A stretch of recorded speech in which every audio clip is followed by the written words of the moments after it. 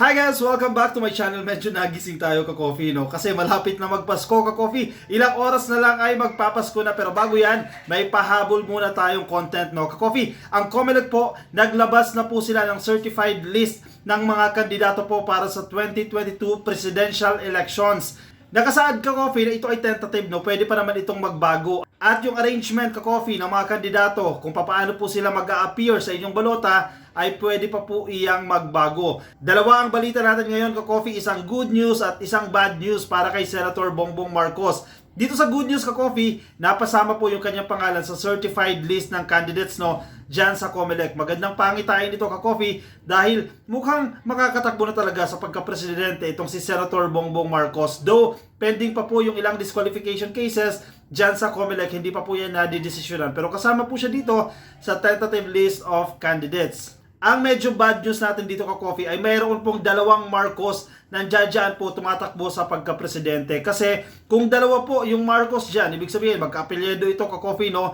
Meron din pong ibang mga botante na hindi na binabasa kasi ng buo yung buong pangalan. At pwede lang ma-shade yun, lalo na magkatabi ang ka-coffee dahil parehas na parehas, no? Marcos Bongbong at Marcos Maria Aurora. Pwede kasing ma-shade nila ka-coffee itong Marcos Maria Aurora pero ang intention talaga nilang iboto ay Marcos Bongbong. Medyo challenge ito on the part of the camp of Senator Bongbong Marcos pero sana ma-remedyohan ito ka-coffee dahil pwede pa naman itong mabago kasi tentative list pa lang naman ito. Pero more or less ka-coffee, ito na kasi yung iniimprenta po ng Comelec.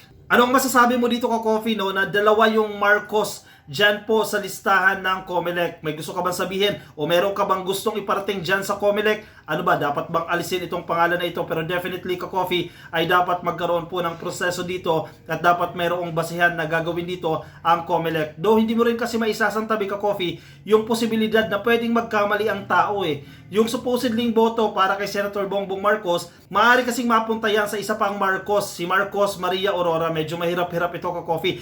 Ano sa palagay mo? Ilagay din yan dyan sa ating comment section. Dito sa list na ito, na-trim down na ito ka-coffee. Initially kasi ay 97 sana ito no? Pero ngayon po ay 15 na lang po yung maaaring tumakbo sa pagka-presidente. Maraming pangalan dito ka-coffee, hindi gaanong kilala ha. Kaya naman ka-coffee, silipin na natin yung certified list of candidates na inilabas po ng Comelec ngayong araw lang po ha, December 24, 2021.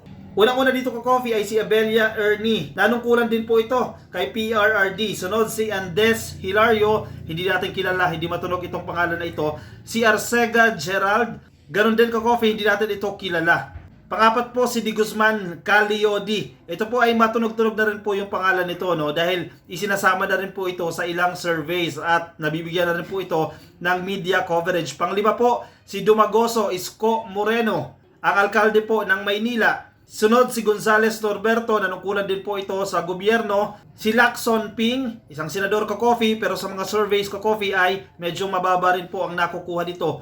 Si Lihay Danilo, nandito pa rin po sa listahan. Naghain din po ito ng petisyon laban kay Senator Bongbong Marcos. Mangundatu Faisal, hindi rin natin kilala ito ka-coffee. At of course, nandito po yung pangalan ni Marcos Bongbong. Si Senator Bongbong Marcos po yan, ang leading sa napakaraming surveys na iginagawa po ng iba't ibang research firm. Mapa Pulse Asia man yan, mapa SWS survey, mapa Publicus Asia, at kung ano-ano pa pang surveys, lagi pong number 1 itong si Senator Bongbong Marcos na tumatakbo sa pagka-presidente. At hindi lang basta leading ka-coffee ha, napakalaki po ng kanyang agwat sa kanyang mga kalaban. For example, ka-coffee, sa recent survey ay nasa 53% siya ka-coffee. Samantalang ang kanyang kalaban ay nasa 20% lang. Napakalaki po ng agwat ni Senator Bongbong Marcos sa iba pa pong presidential candidates.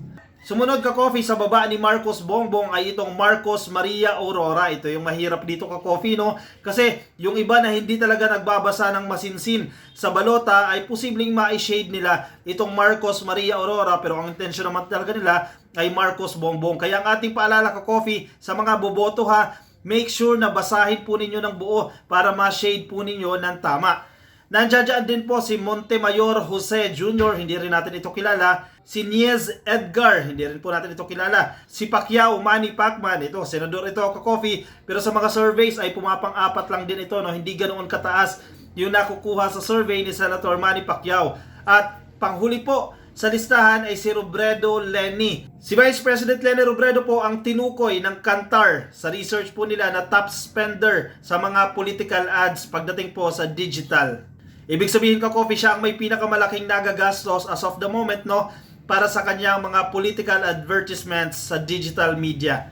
Arrange po ito alphabetically itong vice presidential candidates natin. Ganoon din po sa pagka-vice president. Tingnan naman natin ka-coffee yung listahan. Sino yung nakapasok sa certified list of candidates ng COMELEC. Pero again, ito po ay tentative pa lang, no? Pwede pa po itong magbago, hindi pa po ito naiimprenta. Una-una dyan, si Atienza Lito ng Buhay Party List, ka-coffee, no, at dating alkalde po ng Maynila. Sunod naman si Belio Walden, ang kataan din po ni Calio D. Guzman. Ako, medyo critical din po ito kay Senator Bongbong Marcos. Si David Rizalito, madalas din po itong tumakbo sa mga halalan. Nakikita natin ang kanyang pangalan.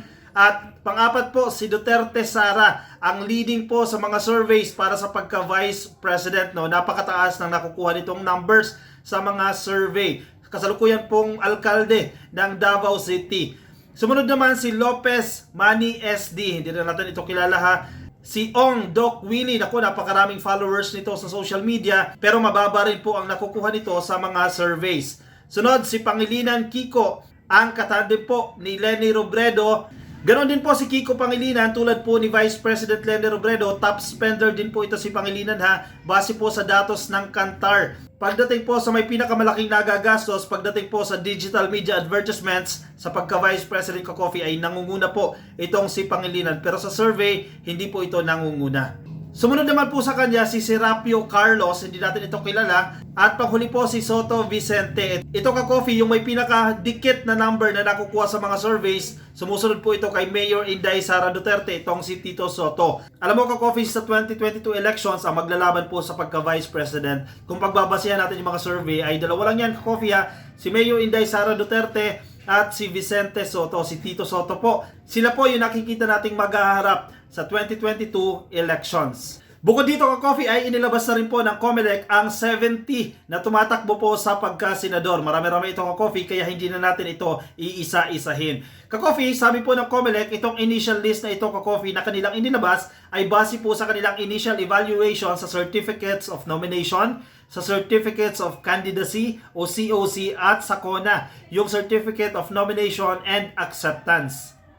Paalala lang ka-coffee, itong list na ito, no, o yung kanilang pangalan, kung paano po ito mag-a-appear sa balota, ay pwede pa rin po itong magbago base po sa magiging evaluation po ng COMELEC. Sana ka-coffee kahit paano ay magbago ito. Lalo na po yung dalawang Marcos na pangalan dyan, kasi marami po tayo mga butante, lalo na po, hindi naman natin nilalahat, no. Yung ilang senior citizen ka-coffee na hirap na rin po sa pagtingin sa balota, so posibleng malin lang din ito ka-coffee na ang intention nila ay boto si Senator Bongbong Marcos. Pero ang masi-shade po nila ay ang isang Marcos, ang Marcos Maria Aurora. Naku, mahirap-hirap ito ka-coffee dahil ang sanang boto para kay Senator Bongbong Marcos, posibleng mapunta pa po sa iba. Ikaw ka-coffee, ano sa palagay mo? Ano ang opinion mo dito? Ano sa tingin mo yung dapat gawin ng COMELEC dito? Alisin na ba itong isa pang Marcos? Pero kailangan kasi may pagbasehan yan ka-coffee, no? Ano sa palagay mo? Sige, i-share mo ang iyong opinion dyan sa ating comment section para malaman din po ng iba nating mga ka-coffee. Samantala ka-coffee, dito na tayo nagtatapos, pero bago yan, of course, gusto ko munang pasalamatan ang Kapitan Gimo. Nako ka-coffee, lalo na kayong magpapasko, no, at magbabagong taon kung naghahanap po kayo ng napakasarap na pagkain